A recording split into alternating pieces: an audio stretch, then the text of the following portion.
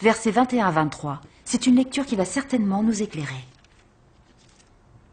Le Seigneur Jésus a dit, « Ceux qui me disent « Seigneur, Seigneur » n'entreront pas tous dans le royaume des cieux, mais celui-là seul qui fait la volonté de mon Père qui est dans les cieux. Plusieurs me diront en ce jour-là, « Seigneur, Seigneur, n'avons-nous pas prophétisé par ton nom? N'avons-nous pas chassé des démons par ton nom? Et n'avons-nous pas fait beaucoup de miracles par ton nom? » Alors je leur dirai ouvertement, « Je ne vous ai jamais connu.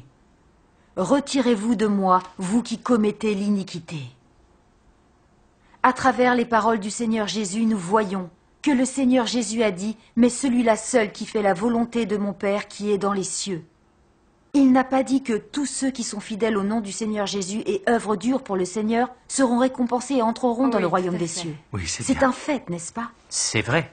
Le Seigneur n'a pas dit que les gens pouvaient se contenter de travailler dur pour entrer dans son royaume. Pour moi, ce sont nos façons de voir et notre imagination qui sont à revoir. Si d'après nos façons de voir, tous ceux qui s'accrochent au nom du Seigneur et travaillent dur pour lui entreront dans le royaume des cieux. Pourquoi ceux qui prêchaient et chassaient des démons au nom du Seigneur Jésus sont condamnés par le Seigneur?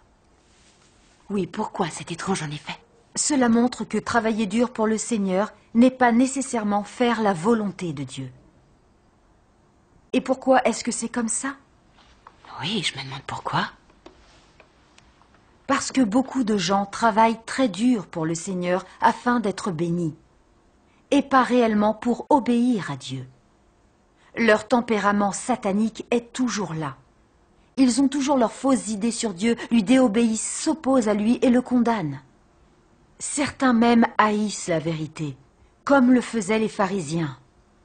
Peu importe à quel point ils travaillent dur pour le Seigneur, comment de telles personnes pourraient-elles faire la volonté de Dieu? Oui.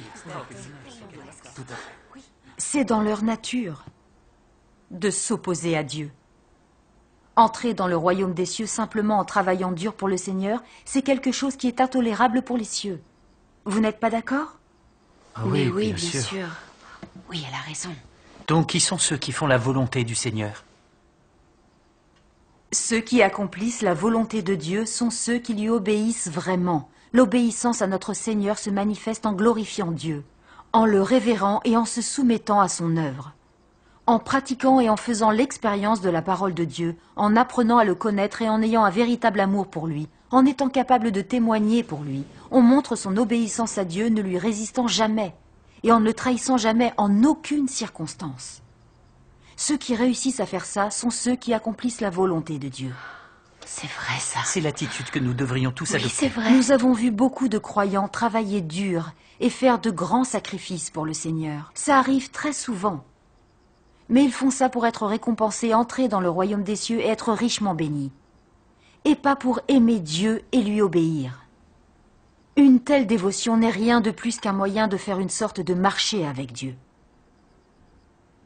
De plus, bien qu'ils travaillent dur pour Dieu, beaucoup ne pratiquent pas la vérité, ils ne glorifient pas le Seigneur et ne rendent pas témoignage de Dieu. Au lieu de ça, ils s'érigent souvent en idoles et poussent d'autres à les adorer et à les suivre. Toutes leurs actions ont pour but de préserver leur statut et leurs revenus. Est-ce que ces personnes obéissent à Dieu et pratiquent sa parole?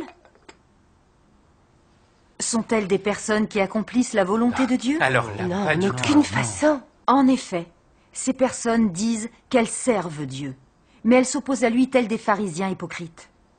On peut dire qu'elles font partie des malfaiteurs. Comment ces personnes pourraient-elles être dignes d'entrer au royaume des cieux? C'est sûr. Non, elles n'en sont pas dignes. Nous pouvons voir que ceux qui semblent œuvrer dur pour le Seigneur ne mettent pourtant jamais en pratique la vérité. Ils ne glorifient pas Dieu et ne témoignent pas de lui, par amour ni pour faire sa volonté. De telles personnes, quoi qu'elles en disent, ne font pas la volonté de Dieu. Elles travaillent dur pour le Seigneur afin de recevoir ses bénédictions et entrer au royaume des cieux. Cependant, il n'y a aucun changement dans leur tempérament de vie, et elles s'opposent toujours à Dieu. Comme le faisaient les pharisiens, elles font semblant d'être justes et finalement, elles seront maudites par Dieu. C'est sûr. Chers frères et sœurs, lisons maintenant un passage de la parole de Dieu Tout-Puissant. D'accord. Dieu Tout-Puissant dit: Je décide de la destination de chaque homme, non en fonction de l'âge, de l'ancienneté, du degré de souffrance, et pas du tout du degré de pitié qu'il sollicite, mais plutôt selon qu'il possède ou non la vérité. Il n'y a pas d'autre alternative. Vous devez vous rendre compte que tous ceux qui ne font pas la volonté de Dieu seront punis. Ceci ne peut être changé par aucun homme. Par conséquent, tous ceux qui sont punis le sont par la justice de Dieu et comme rétribution pour leurs actes méchants. Dieu Tout-Puissant l'exprime très clairement. Entrer ou non au royaume des cieux ne dépendra pas du travail accompli ou de l'ampleur des souffrances endurées. C'est logique. Il s'agira de savoir si nous mettons en pratique la parole de Dieu, si nous respectons ou pas ses commandements, et si nous accomplissons ou pas sa volonté. Voilà les critères et les principes de l'entrée au royaume des cieux. Oui, c'est très clair. Oui. Et pourtant, il y en a qui s'accrochent aveuglément aux paroles de Paul. J'ai combattu le bon combat. J'ai achevé la course. J'ai gardé la foi. Désormais, la couronne de justice m'est réservée. Ils prennent les idées erronées de Paul comme la base théorique pour entrer au royaume des cieux. Alors, quelles que soient les souffrances endurées ou leurs sacrifices, ces personnes ne peuvent recevoir l'approbation de Dieu. Et encore moins entrer dans le royaume des cieux. Évidemment. Nous avons de la chance d'avoir entendu ça aujourd'hui, sinon nous n'aurions pas pu y entrer. Oui, c'est tout à C'est fait vrai. l'absolue vérité, elle a tout à fait Cela fait raison. des années que je prêche. Et pourtant, je n'avais pas compris ce que signifiait faire la volonté du Père Céleste. Tout ce que je savais faire, c'était travailler dur et me dévouer au Seigneur. Je ne cherchais pas à